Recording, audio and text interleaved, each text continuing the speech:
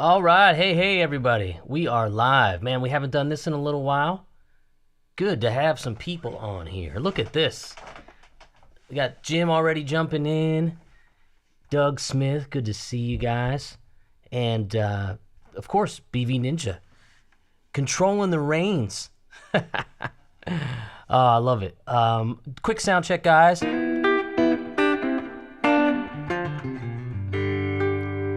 Hopefully everything's working all right. Sounds good in my ears. Hopefully you guys are getting the same thing. All right. Oh, Doug just joined about a week or so ago. He's a VIP. Fantastic. We'll get in what all that means. Yeah. I'll get Dan Doak coming in. The Zone Zapper. What's up, my friend? Everybody good on the sound?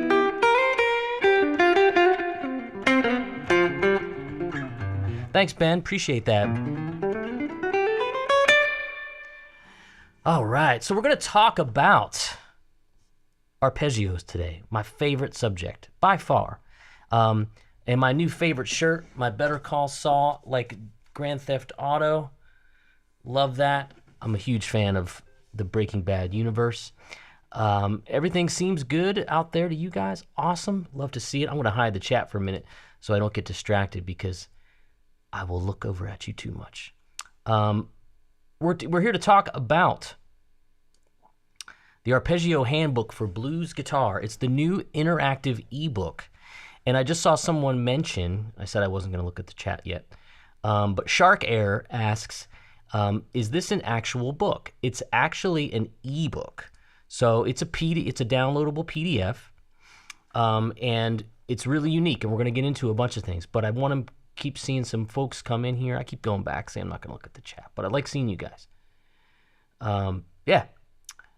So we're talking about arpeggios. It's my favorite thing to teach. It's my favorite thing to play, because when I found out how to do them, it made me get out of all of the box playing.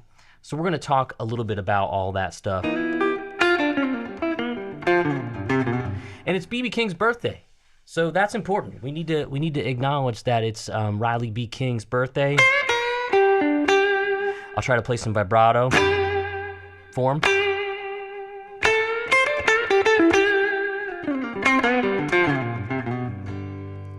So I had this group of friends in high school, and some of us were musicians, some of us weren't, but we all jumped into my buddy's, he had an Olds Delta 88, I think it was a 1977. It was the kind of car when you turned, like, it was like kind of moving like a boat, you know? And we drove to see BB King, and we had the time of our lives. And that was one of many times that I ended up seeing BB King. Another really cool time that I saw him was in, at the Eric Clapton Crossroads show in Chicago. And I was doing some stuff for the Fishman Company, and we got backstage, and we were up on like the kind of scaffolds by the stage, and I turned around, and all these famous guitar players were behind me as we watched BB King. So that was really, really cool.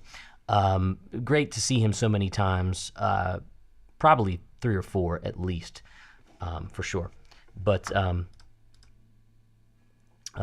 yeah, so we're moving along. We're talking about my new baby that's out into the world. I get nervous talking about this stuff, but it's stuff that I'm so happy about because I've never written a book. I've never written anything of the written word other than the stuff that's in the courses. Sometimes there's written stuff in courses, notes here or there. And I think the book kind of reads like me. It kind of spells out like me. And I got to thank some folks that really helped me put it together too. My friend Mary, and of course Steve, our admin over at Working Class Guitar. So one of the things I want to do, guys, is we'll talk about the book, then I'll play you some stuff that you're going to learn in the book. So I'm going to do a little screen share action here. I think this is how I do it. There we go. So there is a little shot of the book. And what I'm going to do is just kind of scroll you down. Here's the front cover, the Arpeggio Handbook for Blues Guitar. Quick little bio. Handsome fellow there. Table of contents. Now, I do some straight up writing. Why we're doing the book, Good news, bad news, you're going to need to practice. You're going to need to learn some new things. Of course, that's followed by a pep talk. And then we talk about where dominant 7 arpeggios come from. And this is a really important spot to be because, you know, you can think of music theory in a couple different ways. And I explain it in the book 2 ways. That if you took a G major triad, that would come out of maybe like, let's say, a G major scale. 1, 2, 3, 4, 5. We know the first, third, and fifth notes create our triad. Now it sounds like to maybe the novice that you would add the 7th note. 1, 2, 3, 4, 5, 6, 7. But that gives us a G major 7, which is very important if you're playing those chords.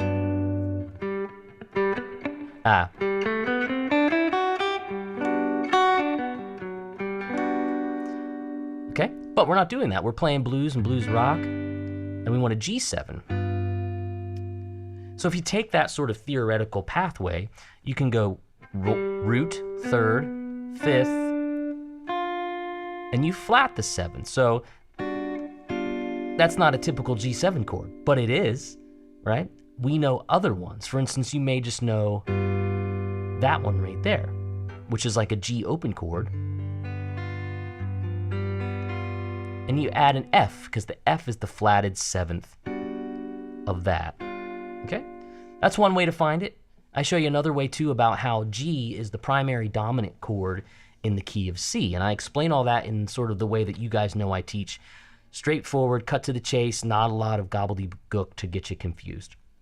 So we talk about that. Once we go from there, and again, this is for folks that haven't jumped in yet, which is just on sale today, but I did sort of soft launch it in a YouTube video last week that I think a lot of you guys took advantage of. So we'll go back to the book here up in the corner. Again, here's all the theory section. And I felt like this was important because you don't get this a lot in courses that just have video. Then G7 is a primary dominant chord. We talk about that. So then we get into the big learning of the dominant 7 chords, okay? And here's where the fingerings come. So what's important to know about the fingerings, you have to first think about the intervals, the root, the 3rd, the 5th, and the flat 7. And then on the guitar, we have these octaves close to each other.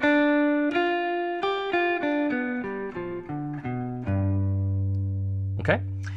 So for instance, what we're doing here is we're playing those 4 notes in order. And that creates the sound of the G7 arpeggio all over the guitar, okay? And in that particular area, it's a nice, concise fingering. Now you say, well, how can I put them in other spots? Well, each arpeggio shape can be derived from the next interval. Like that one was from the root.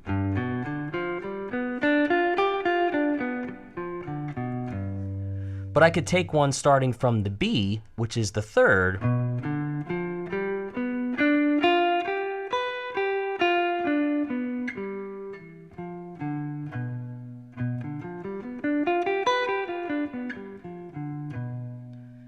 and see how that links now?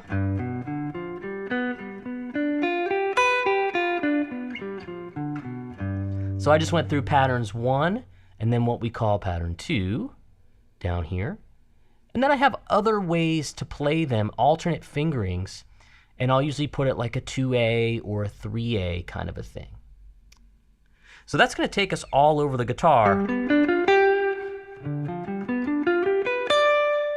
Then we'll have even ones down here.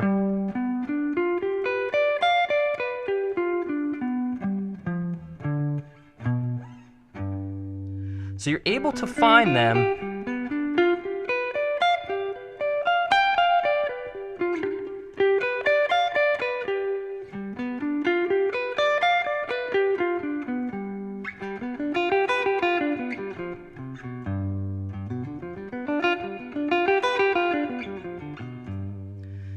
and none of that sounded like this. And that's what I love about these, because once you start combining them, we really get an idea of how some of our favorite players sound more sophisticated, more jazzy. pentatonic.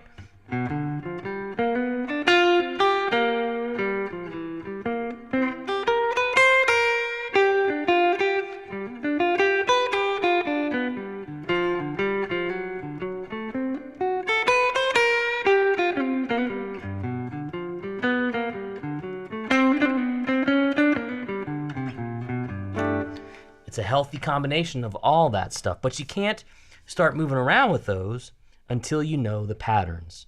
And that's why I have that good news, bad news section in there, because the bad news is that you got to put time in to really get these. And I talk about practice methods too. Actually, let me bring that screen back up because I've thought of it all. Here's all the patterns. So we go through that. Now, let's say you're having trouble nailing a fingering. Maybe that diagram's a little funky to you. The diagram, you can see, will have the chord tones, the flat 7, the root, the 3rd, the 5th, all that kind of stuff listed. If you click one of these buttons here where it says G7 arpeggio number 4, it's going to take you, let's see if I can do this effectively on this software. It's going to take you over here right to the videos. So there's a video for each one. Okay, there we go. I think I did that right. Let's go back to the camera core. There I am. Okay, so that's why it's called an interactive ebook, because all of these examples are tabbed and notated. I could have stopped there and sold the book, and you guys probably would be like, oh, this is cool, but I wish I could see you playing it. That's why I did it, because we can really sink our teeth in all angles of learning, for sure. So once we do that, bear with me. Here we go. Look at this screen and screen business. I am a new technological man here. Practice methods. We're going to use a metronome. We're going to use a metronome a few different ways. We're going to play to a vamp. I got a question in my membership, workingclassguitar.com. What's a vamp? What's a lick? What is a phrase? Can you sort of decode some of these musical slang terms? And we'll do some of that in here. Another important one, playing dominant 7 arpeggios in all 12 keys. That is a huge one. And you see there's buttons here for all of them too, so you're going to be able to watch me do that. And one of the things I do is my favorite way to practice is I will play the dominant 7 arpeggio in all 12 keys, going through what's called a cycle of fourths. You've heard a circle of fifths, but this is a really great way to practice.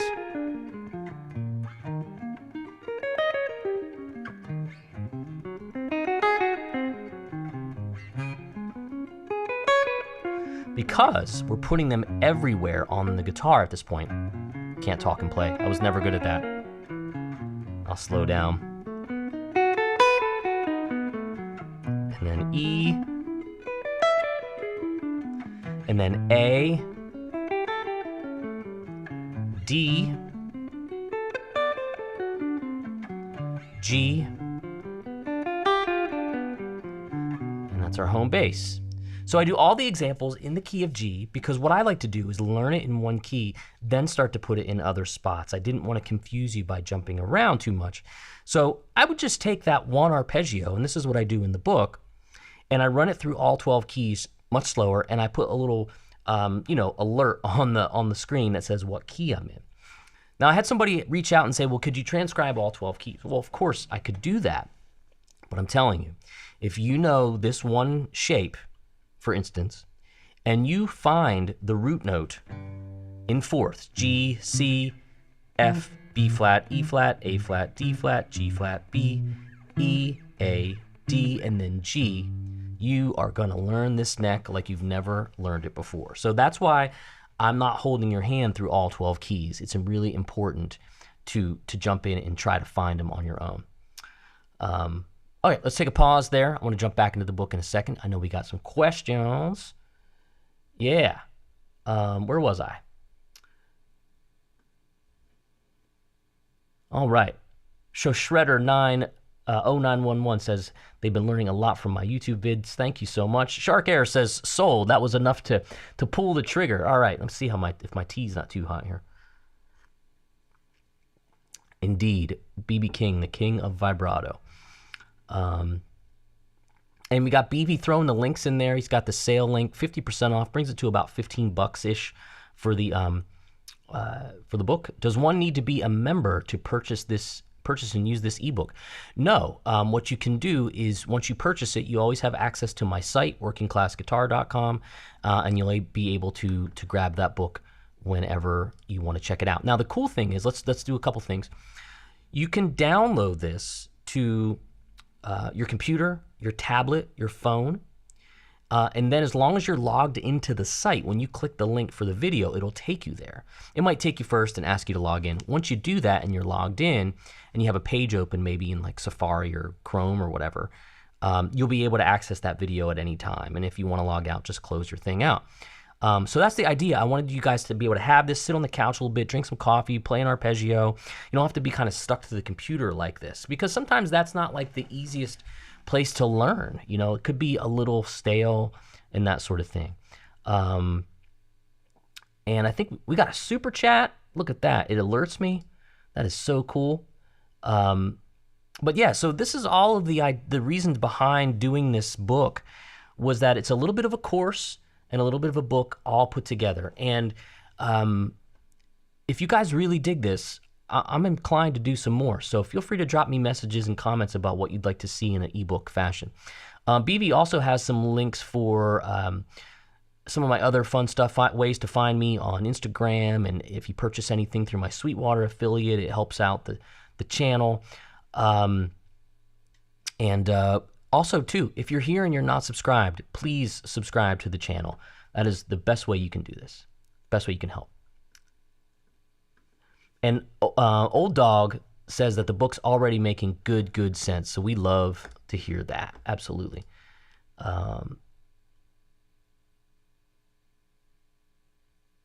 So Doug Smith says, dominant flatted sevenths, minor flatted fifths, major flatted flattened thirds.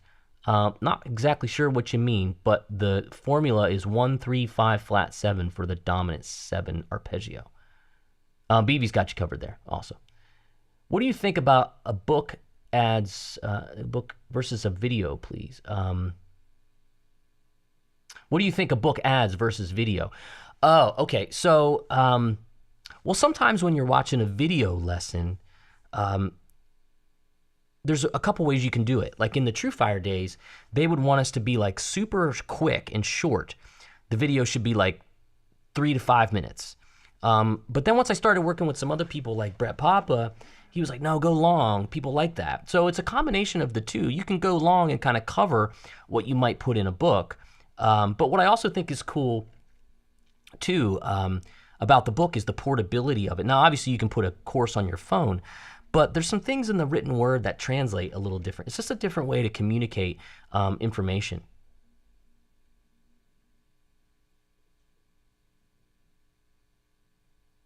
All right. Sam, you're right about the cycle of fourths being the same as this circle of fifths going the other direction. Very true. However, what's important to realize is that so much of the music we listen to and play is like a fourth. The fourth interval is generated quite often, particularly like the blues. The first 2 chord changes are 1 to 4, and then the last 2 chord changes are also technically that as well, because if you're in G, G is the fourth of D. You're on a D7, you go back to a G, that's fourth away from D. So fourths are always there for us, and it's important to kind of use that as a tool to practice. So Marco C, thank you so much. Loves the content, thinks I'm the best blues educator out there. I will take that. Thank you so much for that lovely super chat. That is fantastic stuff. We got about 90 folks on here watching. Oh, he's got a little PayPal tip jar if you choose to do that. That's awesome. Honestly, picking up the book is as much of a tip as I would love. It's about $15, but you know, $1, $2 doesn't matter. All goes to the cup of coffee. Oh, thanks. You know, Dan Dan Doak is one of our faithful subscribers over at Working Class Guitar and a wonderful guy. And he says the software works great with the book.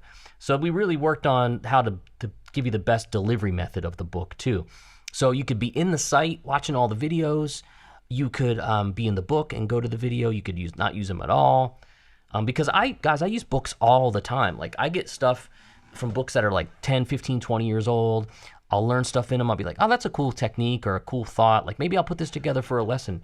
And you know, back in like the late 90s or the dawn of the internet, they started making it available to have like the audio, you know, retrievable via website. And the audio examples were always great. You know, like they came with a CD sometimes.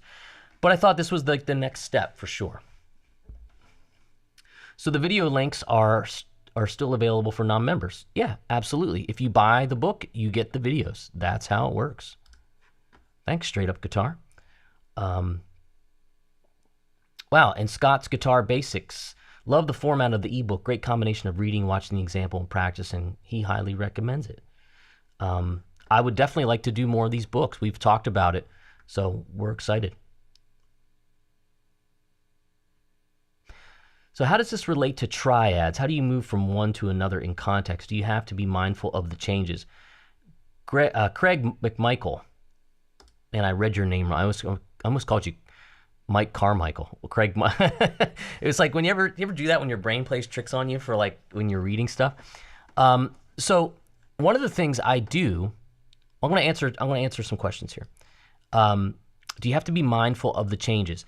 So this is the next step, really. When you're playing a blues and you're just using pentatonic scales,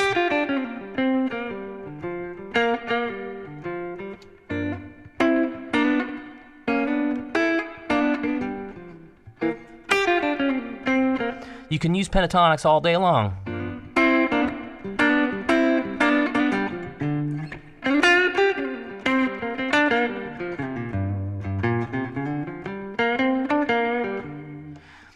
And I didn't use any arpeggios there, but I just played pentatonic notes. So when that happens, oftentimes I hear from players that they're not mindful of the changes. And you kind of don't have to be, because they're just going by and the scale works. But then you hear somebody go,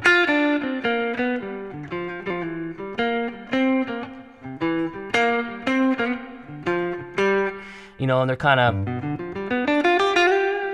bopping around the changes in a way that's not pentatonic. And you're like, well, what is that? I want to know that. And the arpeggios are that great bridge to connect us to more jazzy phrasing as opposed to just our standard blues or blues rock playing. So you indeed need to be mindful of the arpeggio. So let's think of an example here. We're going to play a G7 chord, and we're going to play a G7 arpeggio over that. Now when we're playing, oh, flat. Thought I heard something weird. Now when you're playing these in a solo fashion, if somebody's going 3, 4, you're probably not going to play your solo like. You might go 3, 4.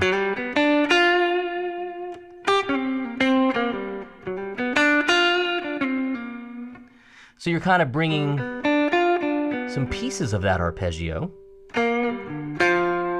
mixing it with some pentatonic. Now you know that 4 chord is a C7 coming up, and you want to go. So what I did there was I outlined the notes of that C7 chord with a C7 arpeggio.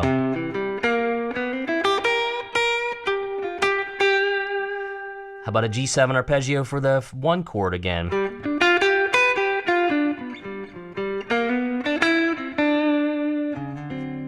Now I'm at the 5 chord, to the 4 chord, to the 1. Maybe I'll play pentatonic.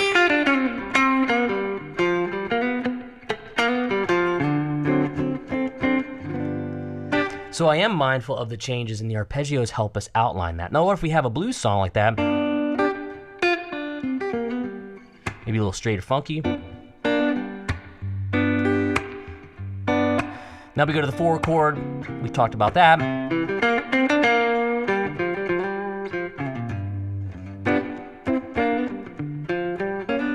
Maybe we're going to get an A7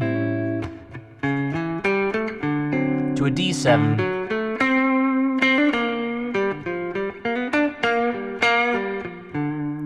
So I threw an A7 in there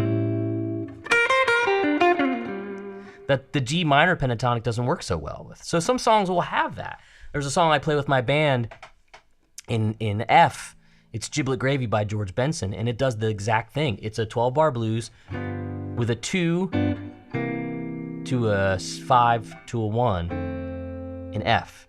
So it's a blues in F, but the chords are F, B flat, G7, C7. So when that chord comes around, I gotta know an arpeggio to navigate my way through those chords, okay? And that's gonna help you with all kinds of stuff. It's gonna help you with rock, it's gonna help you with jazz, help you with country, all that kind of stuff.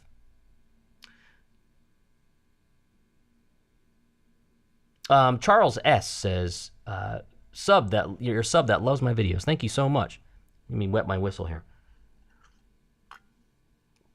Easy way to use a diminished scale over keys, etc. If you know, again, we're in G,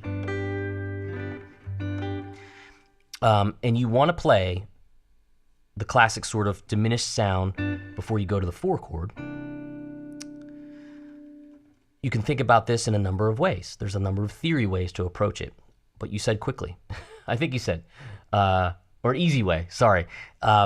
What I might do is I will take, now a lot of people say, well, you got to play the flat 9 arpeggio or the G dominant 7 arpeggio, or sorry, excuse me, G sharp, because you can play this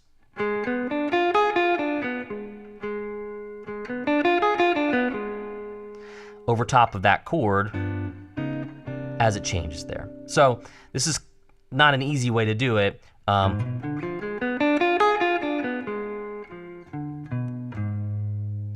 what happens is when you're playing a G7 and then you go to a C9, okay? Imagine, if you will, that the G7 is the 5th or the 5 chord of the imaginary key of C that's happening here.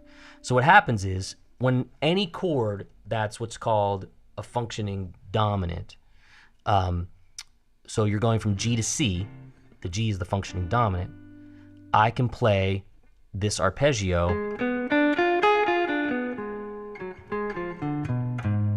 or this scale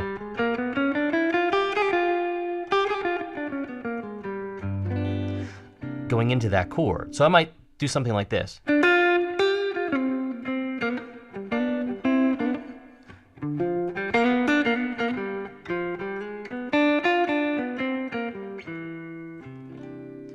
So I did an arpeggio, diminished 7 to my C7 arpeggio. Because I went 1, 2, 3, 4, 2, 2, 3, 1, 2, 3.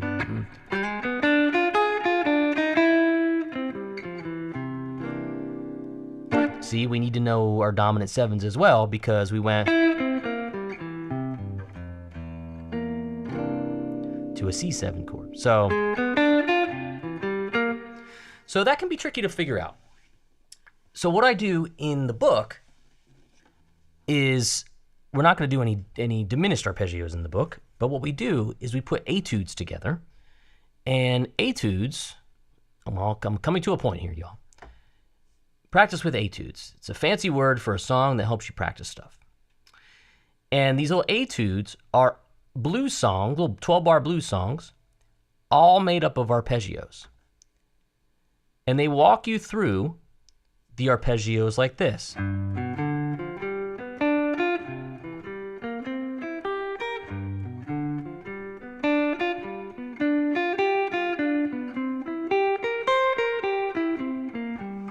So on and so forth.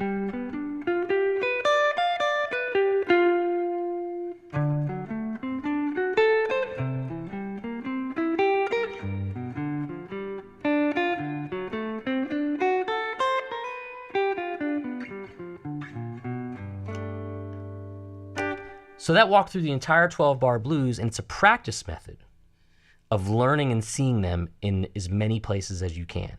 And I give you 3 in that example, in 3 different keys, so that you can really start to move them all over the guitar. Now, what the next step is, some people might play stuff like this.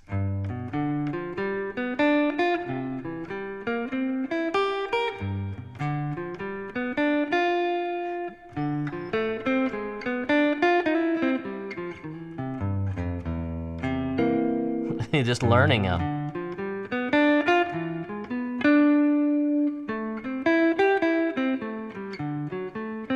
Then maybe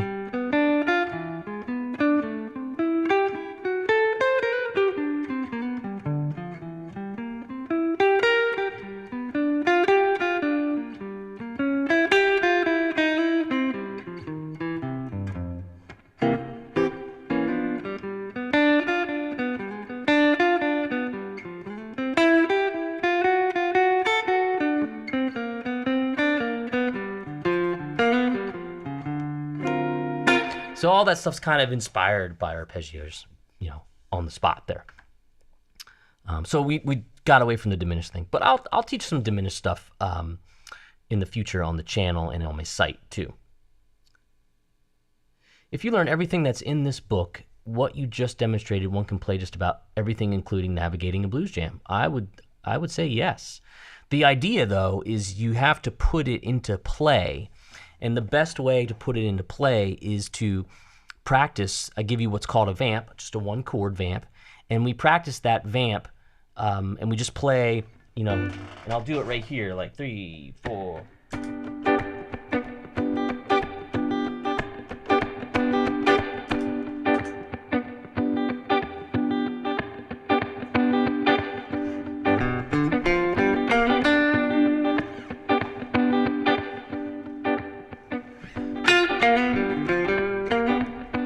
What I'll do is I'll take that first arpeggio that we learned,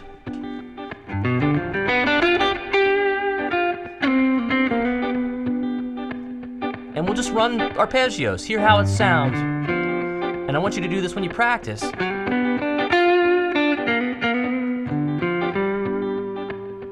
you can go 1, just quarter notes,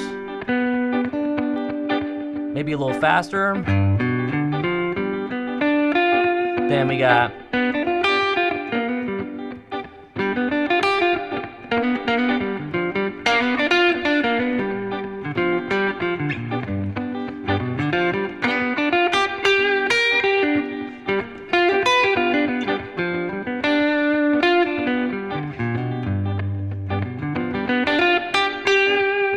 play a blues lick,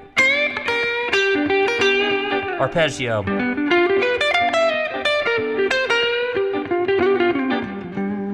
Added some fancy chromatic stuff just for good luck.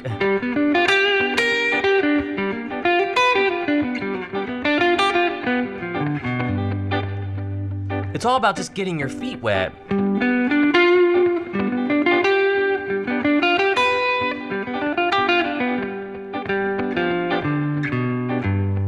So the practice room, remember, the practice room doesn't have to sound great. The practice room is about experimenting. It's about trying new things. And one of the things I also stress is that you should take it slow and really just work with like 1 or 2 of the patterns that you feel comfortable with as much as you can. That would, in my opinion, is the safest bet to learning and having it stick. Small pieces. All right. Is the casino your main axe these days? You know, Marco, I go to it quite a lot. It's a great playing guitar and it sounds really good. All right, John G's jumping back in the book when he gets home from work. And I love, this is John's World of Video Poker. What an amazing YouTube channel. That is cool. So awesome to have an articulate guitarist to also be an intelligent and articulate teacher as well. I do my best and I work on it. You know, I understand a lot of folks that watch this stuff, you know, their English is their second language. So I try to speak as clearly and as straightforward as possible. I want everybody to understand. Curtis Wilcox says, I have all of your Udemy courses and would love to hear a little about how this book will add to what I'm learning with those courses currently on intermediate rhythm course. Thanks for everything. So, Curtis, if you're this is really for the person that's looking to branch out from just their pentatonic shapes. And what's cool, what I always want you to see with dominant 7 arpeggios is that the pentatonic lives right there.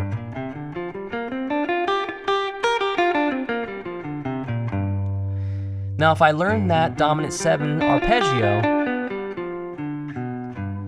I'm getting some of those notes, mainly the root and the 5th and the flat 7. We're adding in that 3rd, which gives us more of that sound. Now you hear people go.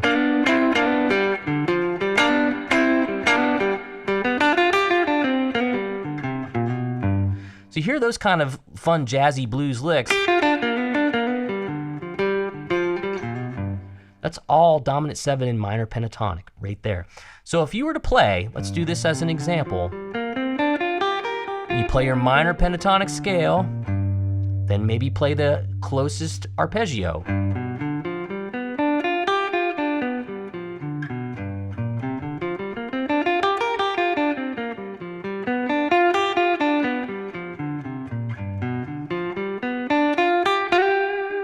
So they really work together, but they're playing all of the choice notes at one time, okay?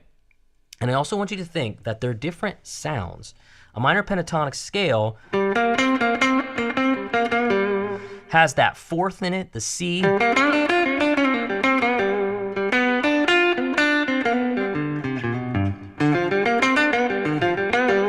So I want the tougher sound.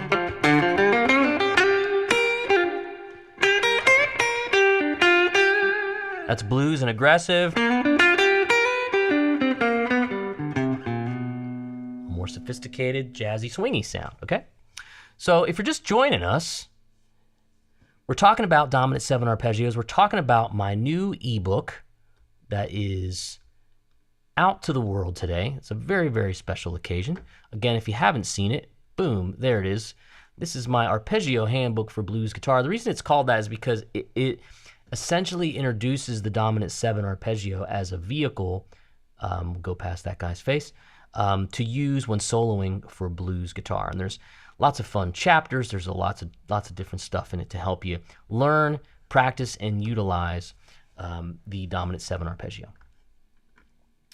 Zone Zapper plays piano and really gets the theory, so that's important.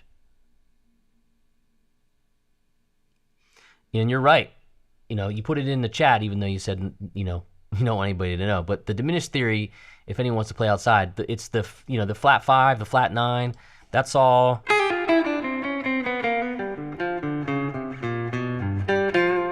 It's so closely tied to the pentatonic as well. Oh, thanks, Jim. Jim is really digging the book and highly recommends it. Thanks, buddy. Oh no. I just hit the wrong button on my mouse. Everything disappeared. Yes, Sam, absolutely. It's included in your membership. Sam, definitely send us a message at support at Working Class Guitar if you're having trouble. Etudes is jazz. Etude is a fancy word for a song that helps us practice stuff. Hey, there's Nelson Serrano. Thanks so much, buddy. Good to see you. Zone Zapper got a copy. And Mike Catello played a little Albert King lesson I did years ago. This is awesome. This is a good question. You can use either. The reason I'm just talking about the minor so much is because it's kind of like what's right under our fingers with the blues so often. But major pentatonic is an absolute player. Marco with another super chat. I would definitely love to jam with those guys. That would be awesome. And Dan says, your teaching method is super translatable to my fretboard. That is great. This takes time on the fretboard, but I'm learning a ton past the first, second position. There you go. Well, that's what we want, Dan. We definitely want you to be moving all over the guitar and just instead of those 2 spots.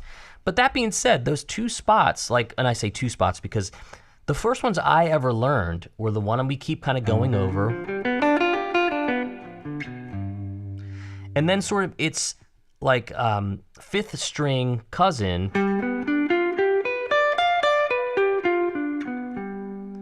which cool, you can kind of go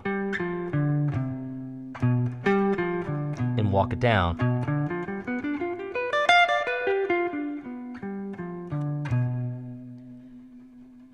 Okay, so I used those two, and I just used those, and I wore the heck out of them for years and years and years, and I realized there were some gaps in them, probably because there was licks that came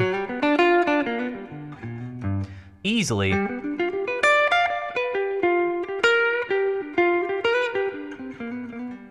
out of those shapes. But once I started kind of dissecting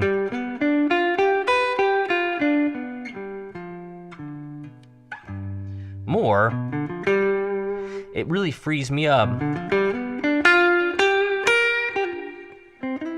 See here. That's part arpeggio, part pentatonic.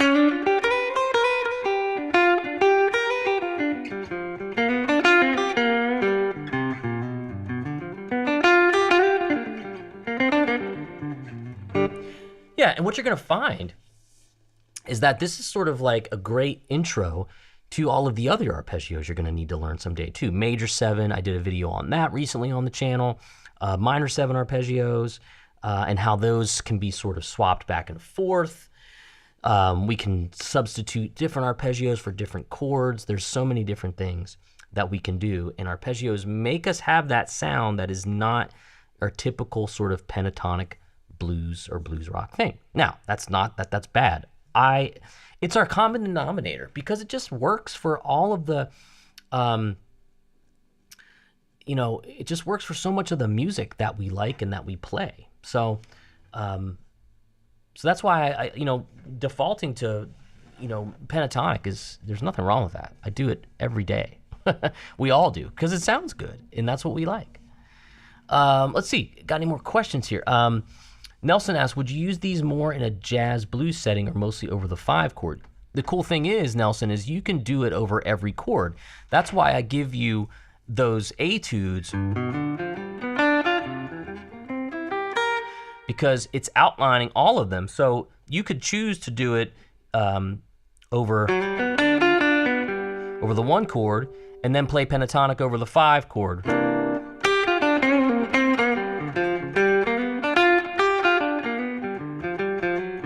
So you can kind of tell me when you hear it.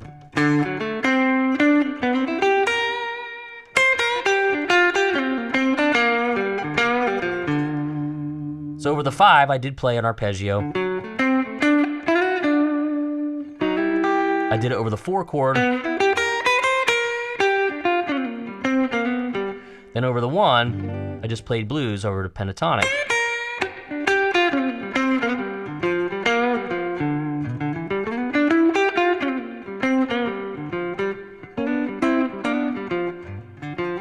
All that kind of stuff. But yeah, I think once you get your hands and your ears wrapped around this stuff, you're going to really be hearing, how it can benefit your playing for sure. Let's see. Just playing a C major scale over a G7 chord is a mode. Indeed, it is. And Ferris Flyer, I'm doing your courses on Brett's site at the moment. Great stuff. Ferris Flyer, if you ever want to view those on the same site that you bought the book to keep it all in one spot, we can sign you up for those too. If you've already purchased a course that I own in another spot or another site and I am hosting it on Working Class Guitar, we can set you up. Doug Smith says, I'd like to mix these arpeggios in a spice with the pentatonic or the blues scales. My thoughts, 100%. What I really like to use these for is if I'm playing like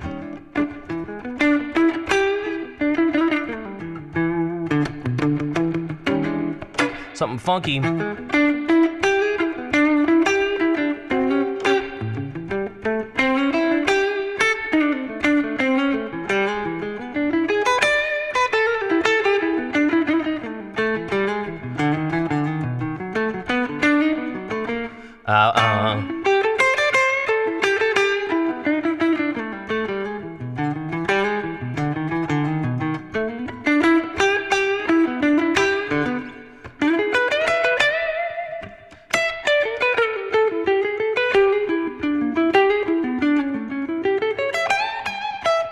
all that kind of stuff. You know, I'm kind of playing a funkier blues, but to hear when I'm changing the chords,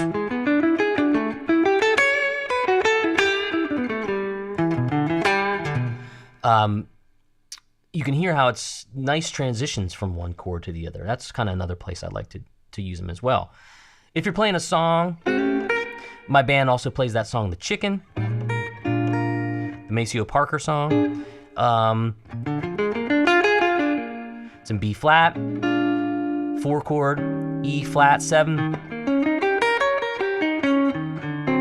goes to D flat 7, goes to G7, goes to C7, right? And then it goes back to like a 5 chord sound of B flat, back to B7. So it might go.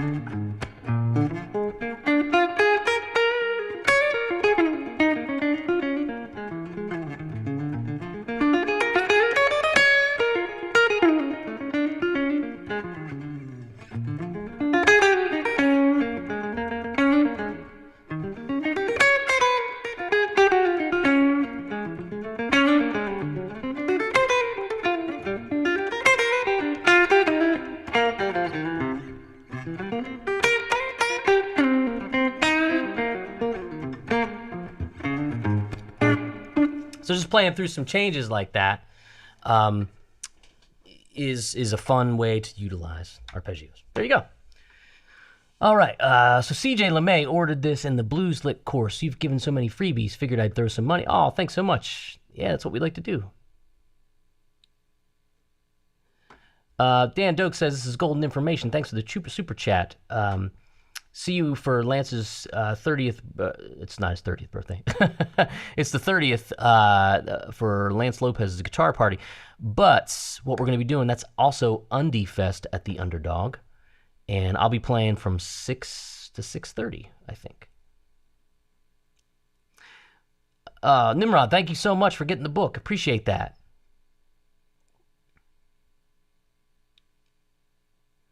All right. How to memorize all those arpeggios. That's in the book. Taking them through all 12 keys, taking them really slowly. That's the idea. Arpeggios ascending and pentatonic descending. I did a video on that on the channel as well. So lots of stuff. Yeah. So Zay asks about the altered scale.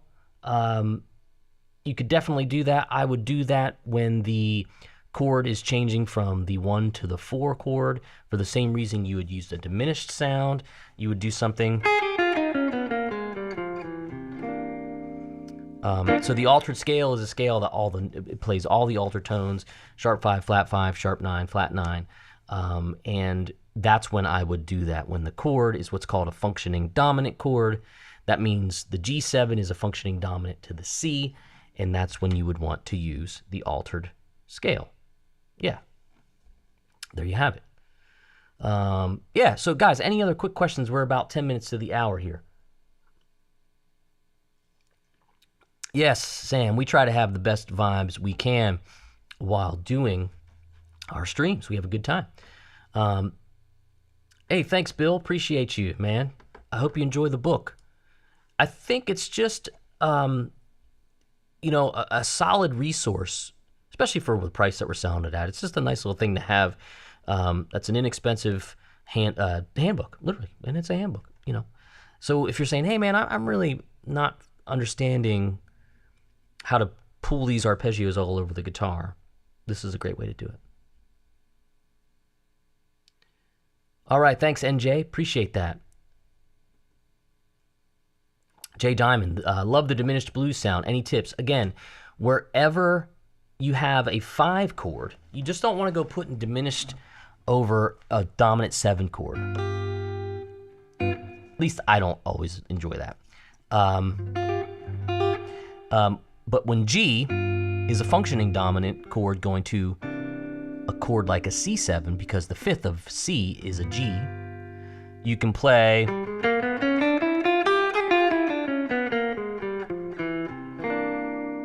that diminished sound. And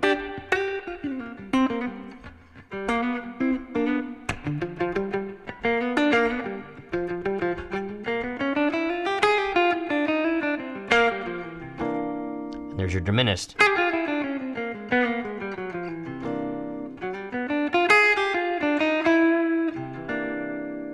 You can hear how it wants to pull your ear to that 4 chord.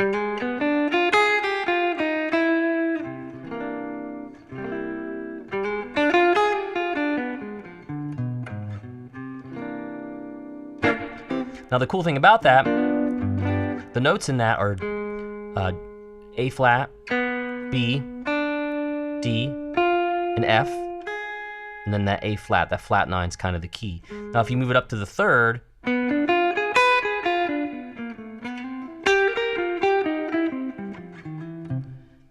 it's the same arpeggio inverted. Then we have this one.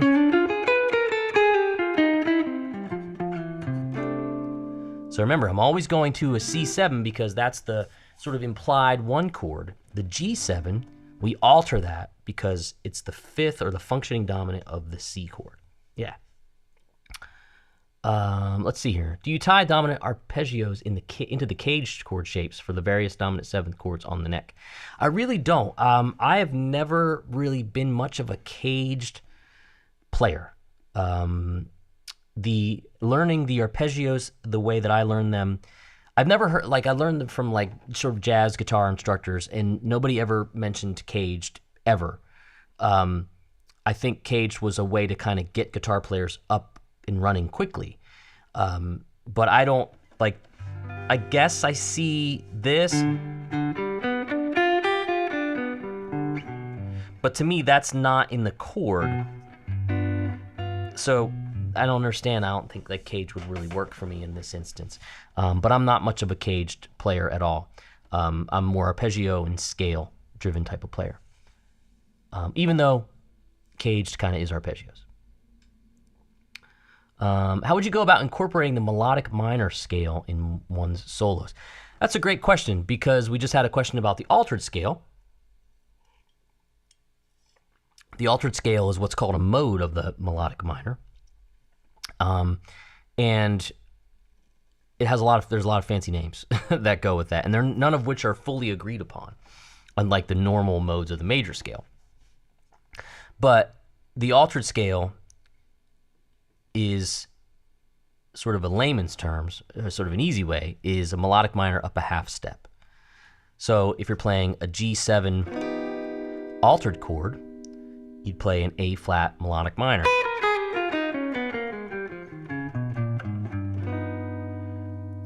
And that works when you, again, go from like a G7 to a C7. Very close to diminished. Then, speaking of arpeggios, there's arpeggios that go with that scale.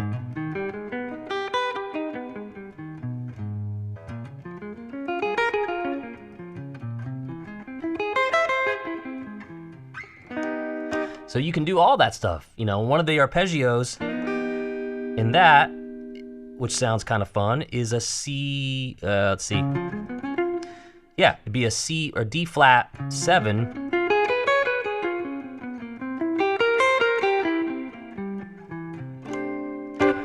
Yeah, so there's a lot kind of that. That's why I'm starting here with the dominant 7, because you're going to use these patterns and these fingerings in a lot of other places, and you're going to be called upon them. So the arpeggio situation, to me, is like you got to start to whittle away at it one arpeggio at a time, because they're going to resurface in other things. Yeah. All right. Hey, I'd like to be able to answer some questions. You're welcome, Zay. And I love melodic minor. It's really, really fun, but it's challenging because there's a lot of ways that you can approach it. Folks, if you're new here, if you just got here, we are talking about the Arpeggio Handbook for Blues Guitar. It is a definitive guide to the dominant 7 arpeggio. You can see right there. We talk about where they come from. We talk about how to learn them, practice methods, practice with etudes. We give you a bunch of different ways to learn them. We give you neck diagrams. We give you tabs, transcriptions. We even have an interactive quality about this book that allows you to click a link and watch me play an example via video. I think it's highly effective. I think it's really fun. And I think it's a steal at $15. We're doing it 50% off. Sorry, 50% off the sale price here. So we're going to wrap it up. I want to thank you for everybody that has jumped in and purchased the book. Stay active at Working Class Guitar. That's where you're buying it. That's my lesson site. That is where my lessons will live from now till the end of time. So if you got a membership, great. Thank you. You don't need a membership. You can buy courses a la carte, as they say. But it's a great community. We have a lot of fun there. It's a lot of great interaction, and it is going to be where you find deeper lessons and all sorts of stuff in the future. There's also a free YouTube course in there you can sign up for. I don't think we have the link for that, but you can go on the homepage and see it. It's a collection of all of my YouTube lessons that are, really informative with all the tracks and assets.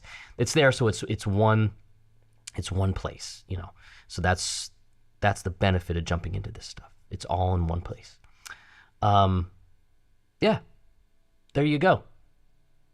And one last thing, Marco says arpeggios are fairly integral to bebop style lines. They are. If you start transcribing any Wes Montgomery or any of the Charlie Parker lines in the books like that, it's all, so much of it, I should say, not all, so much of it is arpeggio driven. All right, everybody, thank you so much. We got to thank BB Ninja, of course, for helping us out, doing the moderation.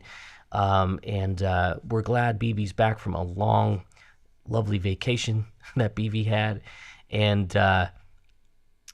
just the best to have somebody moderating that is so on top of it. So thanks a lot for everybody that's purchased the book. If you got any questions, reach out to me through any means of communication. My website, workingclassguitar.com. And there we go. There we go. We'll answer questions. We'll make sure you understand stuff. All right, thanks, everybody. We'll see you soon. I appreciate your support, and talk to you soon.